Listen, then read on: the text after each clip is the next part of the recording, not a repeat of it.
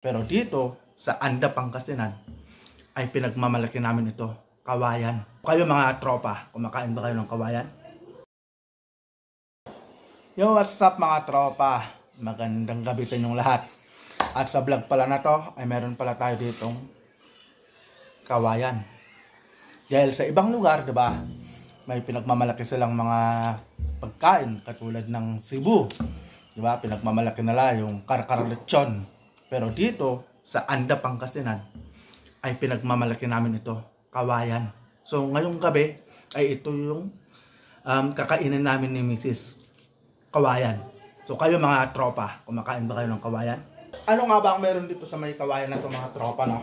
So ito, kung tabakin namin dito ay binungay. So ano ba ang meron sa binungay? So yung malagkit na bigas, pinapasok dito. Tapos meron gata. Tapos siyempre titimplahan nila ng asin. Tapos minsan nilalagyan ng dahon ng bayabas dito sa ibabaw. So ganito ang magiging itsura. Ayan, o. Ayan. Yung sinasabi ko, may dahon ng bayabas. Ayan, o. So ito yung nasa loob. Ayan. So ngayon, bubuksan natin to. I-unbox natin to. Binungay na to. Para makita nyo naman kung ano nga ba ang nasa loob nito. Kung bakit pinagmamalaki ito ng Anda, Pangasinan.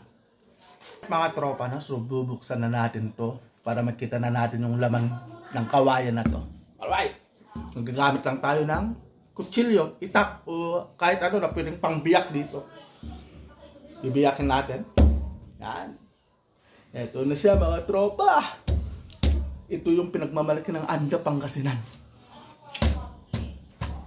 At may nagbenta pala sa amin ito kanina dahil may parang tumatakbong kandidata. Nagha-house to house sila. At yun nga, bumili si Mrs. kanina. Hindi ko alam kung magkano ang presyo na to, pero kahit mahal yan, at least masarap to. May kumakanta pa. Alam niyo bang sino? Si Jamela. Dati naman hindi ko alam, nag-video ko pala. Ang hirap buksan. Oy, oy, oy, oy. Yeah! Eto na ang binungay mga tropa. Ayan, o. Ayan, binungay. Kung tawagin dito sa Anda, Pangasinan. So, taon-taon pala ay nagdiriwang ng Binungay Festival ang Anda, Pangasinan. So malapit-lapit na itong April 2025. Magkakaroon na naman ng piyesta ang bayan ng Anda. At ito yung magiging kumbaga pamagat ng piyesta dito sa amin, ang Binungay Festival. So kukuha lang tayo ng kutsara para matikman natin. Ayan siya mga tropa. Oh. Ayan, ayan, ayan. Lapit natin para makita nyo. Ayan. Yun, ganyan siya. Oh. Oh, yan. Yan. Sarap. Ang sarap na to.